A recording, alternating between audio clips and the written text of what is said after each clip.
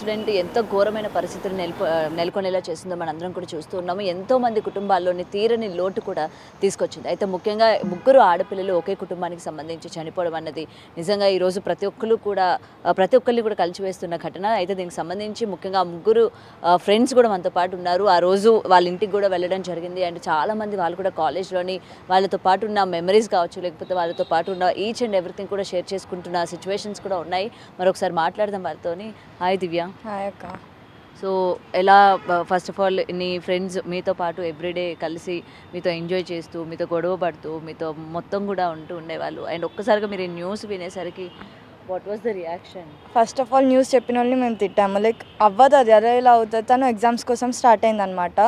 So exam కోసం అనేది call చేస్తాం, మేము ఎవ్రీడే కాల్ చేస్తాం అట్లా అని చెప్పి మేము కాల్ చేసాం.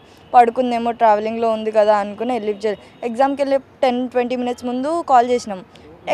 ఎగ్జాక్ట్ మాకు 11:50కి ఏమో న్యూస్ వచ్చింది.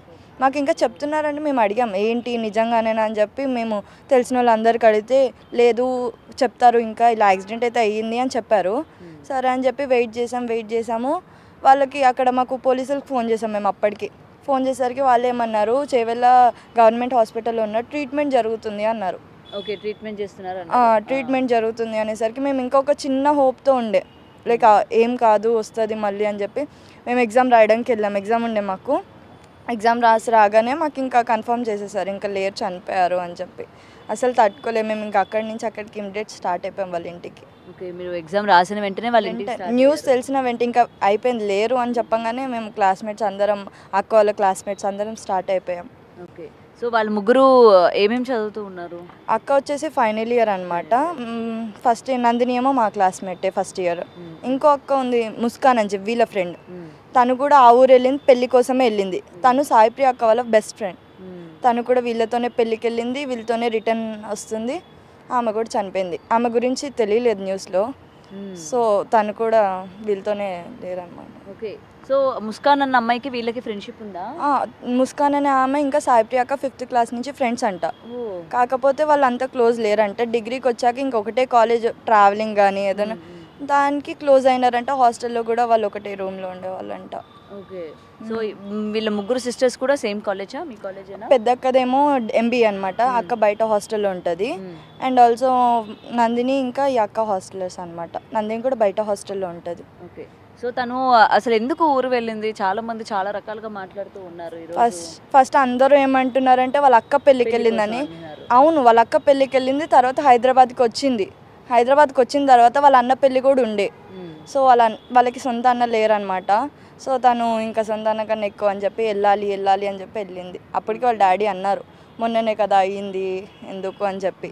అయినా కానీ చాలా ఇదిగా వెళ్ళింది తన ఎగ్జైట్మెంట్తో. ఓకే, సో పేరెంట్స్ ఇట్లా చెప్తున్నారు, మొన్నే వచ్చావు కదా వద్దని చెప్తున్నారు అని అంటే మీరు ఏం సజెస్ట్ చేయలేదా? ఎందుకు వాళ్ళు అంతలాగా వద్దని చెప్తున్నారు, ఒకసారి ఆలోచించవచ్చు కదా వద్దులే అని. అంటే మనకి ఏదైనా ఒక 6th సెన్స్ కొడుతుంది కదా, ఎందుకు అంతలా వాళ్ళు వద్దంటున్నారు, రావద్దంటున్నారు, మీరు ఎందుకు ఇంత పట్టుబట్టి వెళ్దాం అనుకుంటున్నారు అని చెప్పి మీరు ఏమైనా ఆపే ప్రయత్నం చేస్తారు? మేము చెప్తే తను ఒకటే మాట అన్నది, అరే మా అన్న అంటే మాకు ఇష్టము, అలా వెళ్ళకుండా ఎలా ఉంటుంది, మా కోసం చేస్తున్నాడు అని చెప్పింది.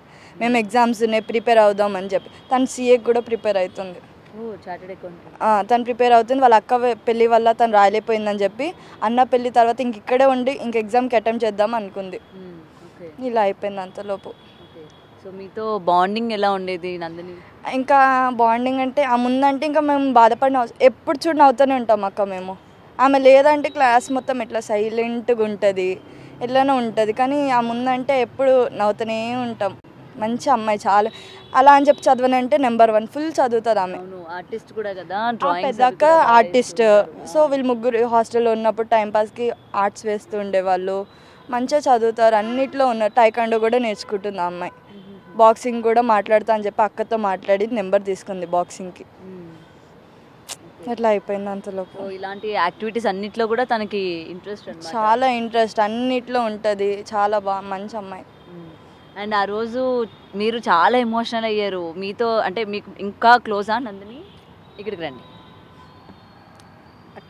అట్లా అంటే ఏం లేదు, కానీ జస్ట్ మేము డిగ్రీకి వచ్చినప్పటి నుంచే ఫ్రెండ్స్. తను స్టార్టింగ్లో కూడా ఎక్కువ రాలేదు, స్పెషల్ ఫేస్లో వచ్చింది.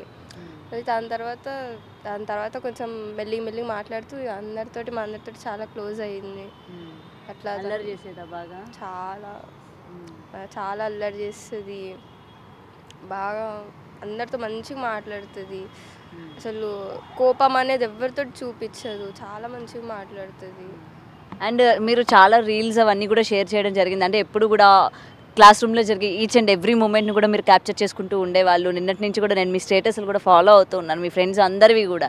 సో ఈచ్ అండ్ ఎవ్రీ మూమెంట్ని మీరు షేర్ చేసుకుంటూ ఉన్నారు క్లాస్లో జరిగేవి. ఎప్పుడు మేము క్లాస్లో ఉంటే లైక్ క్లాసెస్ అవుతాయి, తర్వాత టైంలో మొత్తం ఇంకా అందరం కలిసి మా గ్యాంగ్తో ఎంత క్లోజ్ అంటే చెప్పకూడదు. చాలా ఇప్పుడు నవ్వుతూనే ఉంటామని చెప్పాను. ఇప్పుడు ఎవరైనా తెలియని వాళ్ళు మా క్లాస్ వాళ్ళు సైలెంట్గా కూర్చుంటే వాళ్ళ దగ్గరికి వెళ్ళి నవ్వించేది ఆమె.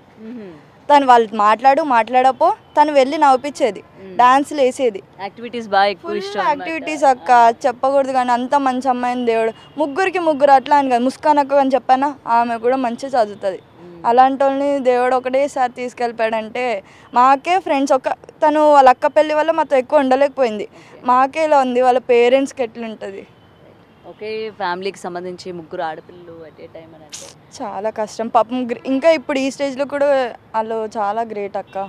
సో వాళ్ళ ఫ్యామిలీ కండిషన్ సిచ్యువేషన్స్ గురించి ఎప్పుడైనా షేర్ చేసుకుందా? అంటే ఫ్రెండ్స్ నార్మల్గా మన ఫ్యామిలీ సిచ్యువేషన్స్ ఫైనాన్షియల్గా కావచ్చు మనం షేర్ చేసుకుంటూ ఉంటాము. సో వాళ్ళ యొక్క ఫ్యామిలీ స్టేటస్ ఏ విధంగా ఉండేది ఫైనాన్షియల్గా షేర్ చేయలేదు కానీ తను ఎట్లుండేది అని తను బిహేవ్ చేసేది చెప్పింది. చిన్న కూతురు కదా, చాలా గారవంగా, చాలా అందరికీ ఇష్టం, ప్రతి ఒక్కరికి ఇష్టం. సో వాళ్ళ అక్క వాళ్ళు కూడా ఇష్టం. వాళ్ళ డాడీ ఎంత ఫ్రీడమ్ ఇచ్చారంటే వాళ్ళ డాడీకి చాలా నమ్మకం ఉంది. వాళ్ళు అక్కడికి వెళ్ళి నాకు ఏదో ఒక రోజు ఇంట్లో కూర్చోబెట్టి చూసుకుంటారు, ఒక రేంజ్లో చూసుకుంటారు, అదే నమ్మకంతో పంపించాడు. కానీ ఇట్లా అవుతుందని వాళ్ళ డాడీ ఎక్స్పెక్ట్ చేయలేదు అక్క. ఇప్పుడు ఎవరైనా పంపిస్తారు అంత దూరం. ఇప్పుడు వాళ్ళు ఎంత లక్కీ అనుకుంటారు, కానీ ఇదే ఇప్పుడు గవర్నమెంట్ కూడా డబ్బులు ఇస్తుంది వాళ్ళకి. ఇప్పుడు వాళ్ళు బతికి ఉంటే వాళ్ళు దానికన్నా డబల్ సంపాదించేవాళ్ళు. ఏం చెప్పలేం, వాళ్ళ పేరెంట్స్ సైడ్ నుంచి చూస్తే మాత్రం ఏం చెప్పలేం మేము. అండ్ మీరు కూడా మంచి ఫ్రెండ్షిప్ ఉందా మీకు? అవును, నందిని కాలేజ్కి వచ్చే ముందే వాళ్ళ అక్క మా అక్క వాళ్ళ ఫ్రెండ్. సో అలా కాలేజ్కి వచ్చే ముందే నాకు కాల్ చేసి నోట్స్ అడిగింది. నేను నోట్స్ అన్ని షేర్ చేశాను తను వచ్చే ముందే. తను ఇలా ఏదో పని మీద రాలేదు, ఏదో రీజన్ తెలియదు, కానీ తను లేట్గా వచ్చింది కాలేజ్కి వచ్చిన తర్వాత నాతోనే కూర్చుంది. ఫస్ట్ డే రోజు నేనే క్లాస్కి తీసుకొచ్చిన ఆమెకి మాతోనే కూర్చుంది. ఆ రోజే వీళ్ళంతా నాకు ముందు నుంచే ఫ్రెండ్స్. అలా